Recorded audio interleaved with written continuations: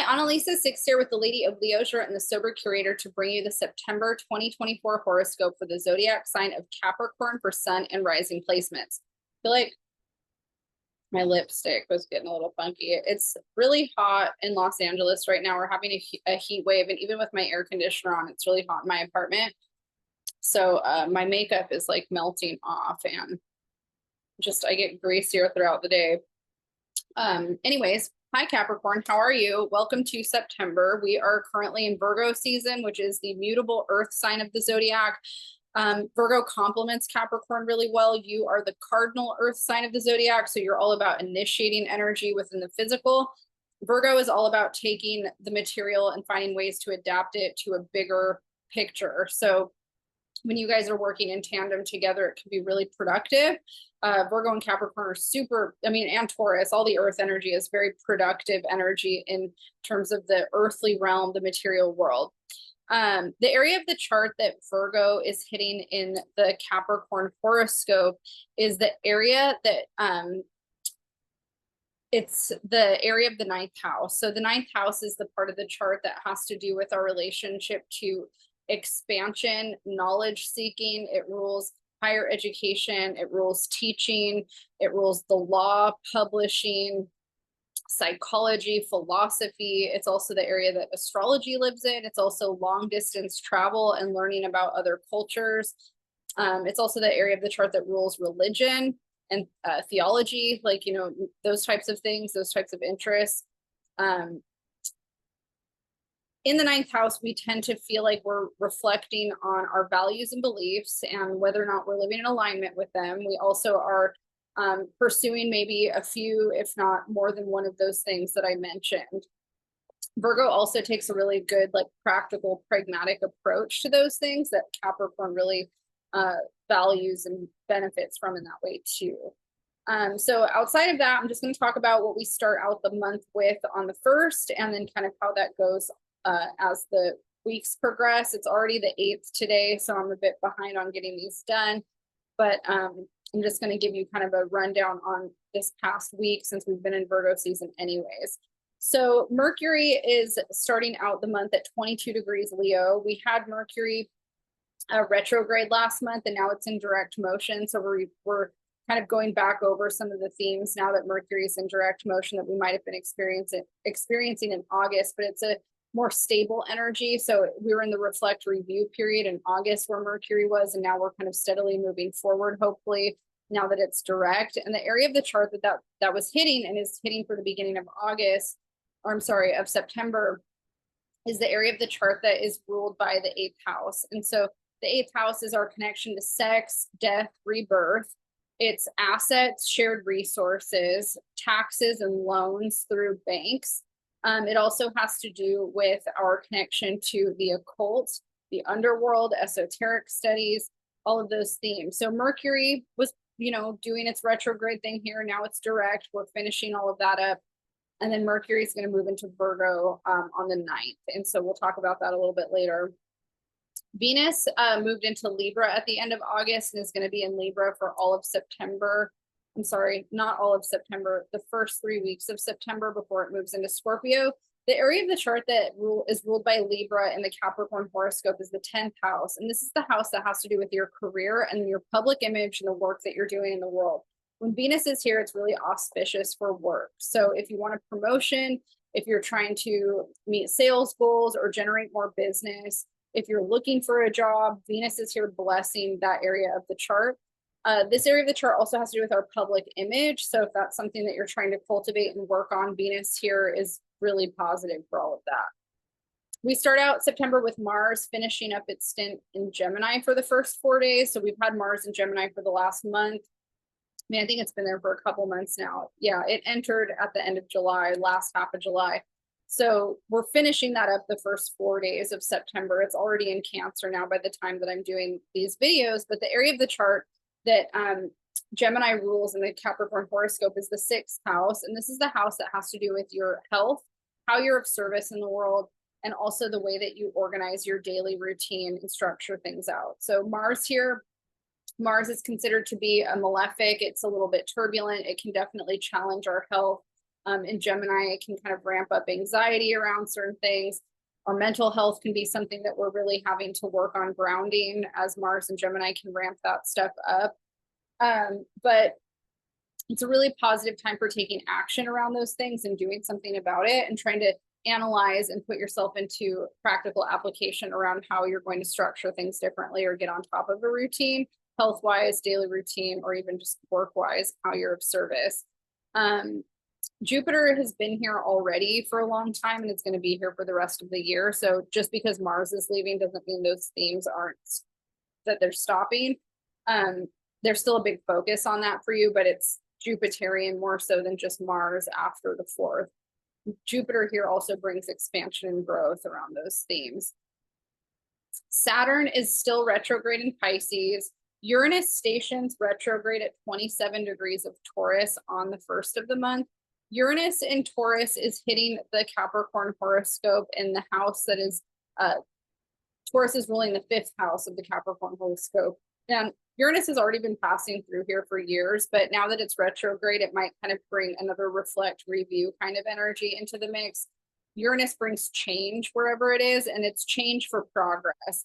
The area that this is hitting for you has to do with your self-expression, your relationship to your creativity, your relationship to play, joy, and pleasure. How do you find those things? What makes you experience those things in a deep way, but also in a mundane way? Uranus brings change wherever it is. So you've been experiencing changes over this area of your life for a while. And then retrograde, it's just another period for you to kind of reflect on how those changes are impacting you as you're moving forward. Neptune is still retrograde in Pisces starting the month out. Pluto is still retrograde, but it's going to be moving into Capricorn on the 1st. So your sign. The last time that Pluto was at 29 degrees of Capricorn was December 20th through January 20th. December 20th through January 20th. And so during that time, think about kind of where you were at with yourself, because this Pluto transit is impacting your identity and your sense of self. And now with the Pluto retrograde for September at this 29-degree point, you're kind of revisiting some of those themes. Pluto in the 1st house has a lot to do with power dynamics and also how we perceive ourselves as powerful in our lives. So, you know, your relationship to autonomy, independence, and whether or not you feel empowered in who you are comes up. And if you have been reflecting a lot on where you feel disempowered or where you feel like you need to work on taking more control in your life, Capricorn likes to be in control and in the driver's seat. This Pluto retrograde might have you reflecting on that and kind of thinking about ways that you want to grow and evolve into a space that's more empowering for you as the year progresses. On the 2nd of September, we have a new moon at 11 degrees of Virgo. The area that this is hitting for the Capricorn horoscope is that values and belief systems house that we were talking about at the beginning of the video. New moons are really positive time for setting intentions. So if you have themes around education, travel, law, publishing, teaching, or just the pursuit of knowledge and expansion of, you know, growing within the self, this new moon was a really positive time for you to set intentions around those themes. After the new moon on the 2nd, the next kind of major shift is that Mars and moving into Cancer. And one of the things about Mars and Cancer, so Mars is considered to be in its fall in Cancer, and it actually prefers being in Capricorn. So it's exalted in your sign of Capricorn. Cancer is the opposite of Capricorn, and when Mars is here, it's in its fall, which means it's not the most comfortable placement. Mars here in Cancer is hitting your 7th house, which is the house of relationships. And when Mars is passing through the 7th house, it can bring tension and conflict or turbulence in our partnership dynamics. This can be with a romantic partner, it can be with a best friend, it can be with a business partner or colleague, but it basically brings up turbulence and challenges around partnership. Mars is also the action-oriented sign, so it wants to be confrontational and work through things. However, it can be really reactive and sometimes say things or do things without really thinking about them prior. In Cancer, you are more likely to take things personally and be reactive without thinking about it. So that's something that you really want to be mindful of when you're sorting out relationship dynamics and working through them. That could be a theme for you over the next couple of months. So if you're experiencing some rockiness with your relationship, just know that part of the lesson here is learning how to confront things more head on, learning how to be vulnerable, learning how to communicate emotions more effectively, learning how to maybe be less reactive and take things less personally. Those are big themes for Capricorn for September with this Mars transit. The next big shift of energy right after that is around the 9th. Mercury is going to be leaving Leo and entering Virgo. Now, the last time Mercury was at Virgo was at the end of July, and it's going to be hitting those early degree points again for the first couple of days, like 9th, 10th, 11th, 12th. So think about where you were at basically end of July, beginning of August. We're hitting some of those themes again. And this is an opportunity for you to grow and evolve in where your perception of things is, because this is hitting, Mercury and Virgo is going to be hitting that 9th house, which has to do with your values and your beliefs. So you are being asked to grow and evolve beyond where your linear perspectives have been before. Capricorn can get tunnel vision on the way that it's done things, the tried and true way that things are supposed to be done. Virgo can too, but it's a little bit more expansive. And in the 9th house, it's very expansive in terms of wanting to learn more ways to do maybe the same thing, or it's more open to seeing things in a different way sometimes. Control issues still come up with the earth signs. The earth signs really want to be in control of the plan or material reality to a certain extent. So those are things that you might be reflecting on too while Mercury's in Virgo. What can you do? What can you control? What can you prioritize? What risks can you mitigate? There's also a certain margin of stuff that it's out of your control. There's nothing you can do. So navigating that and being kind of fluid and open to those things is part of the journey with this. After that, the next big transit that we're going to have is the lunar eclipse at 25 degrees Pisces on September 17th. And this is hitting the part of the horoscope that rules your communication. So lunar eclipses are a time where energy portals are said to happen. So we have this big eclipse, and then it says it influences kind of the next 6 months when we enter that eclipse season. Pisces is mutable water energy. It makes a harmonious aspect to Capricorn. Pisces and Capricorn energy get along really well, but Pisces is such a different energy than Capricorn. It's mutable water. There's no boundaries. Capricorn is all about boundaries, and Pisces dissolves them. I think that one of the benefits to this energy for you, Capricorn, is you can be a very rigid, practical, linear person, and that can be really grounding and really good for a lot of reasons. But it can also make you more rigid and more hard and more critical of not just others in the world, but also yourself.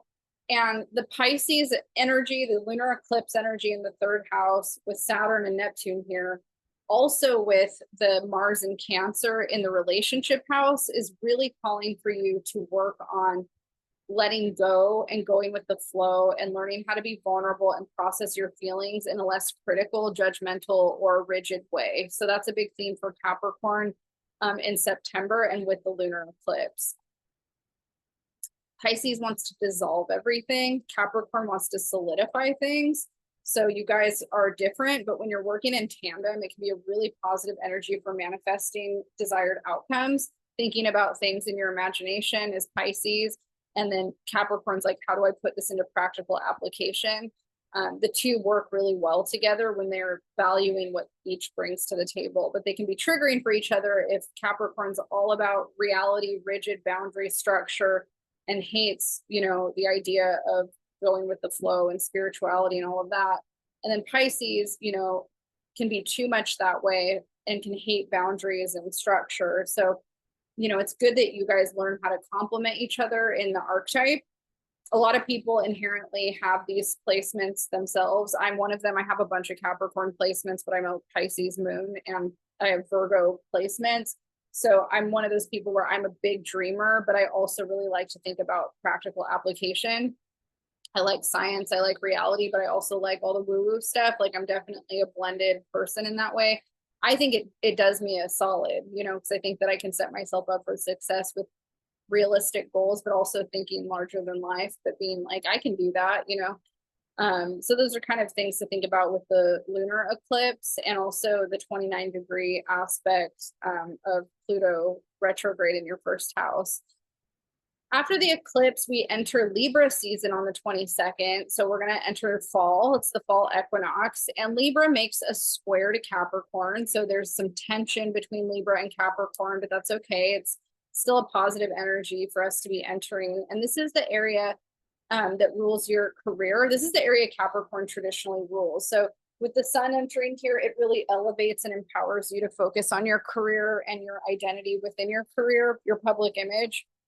Venus has been here blessing this area for all of September up until this point, and then she's going to leave on the same day and enter Scorpio, and she's entering your 11th house in the horoscope. So the 11th house is the house that rules groups, friendships, political organizations, any kind of social circle that we are finding ourselves in. And with Venus here, it really amplifies our social calendar and our ability to network and, you know, kind of schmooze or hang out with people that we care about, all of that kind of stuff. It's a positive energy for that, for connecting with friends, especially. And then after Venus enters Scorpio and we have the sun entering Libra, Mercury is going to join the Libra party a few days later on the 25th and will be in that area of your chart that rules your career. Mercury in the 10th house is really great for putting together plans, organizing things when it comes to the work that you're doing, communicating at work, communicating who you are. In the sign of Libra, it wants fairness, it wants peace, it wants harmonious communication. It's a little bit more of a people-pleasy kind of energy. So, you know, it does make you more affable at work or in whatever work that you're doing. And it also makes you maybe more interested in collaboration with people, having it in the sign of Libra in that 10th house. All right, Capricorn, I'm going to leave you there. I think overall it's a pretty good month for you, despite some of the relationship hurdles that you're under on a work level. Like your career is a good area for you to kind of put a lot of your energy. If you like this video, please hit the like, subscribe button. You can find me at theladyofleisure.com and thesobercurator.com. I do these every month, and if you would like to book a one-on-one session with me, you can find my email in the description box. All right, have a good rest of your month, and I'll see you guys in October.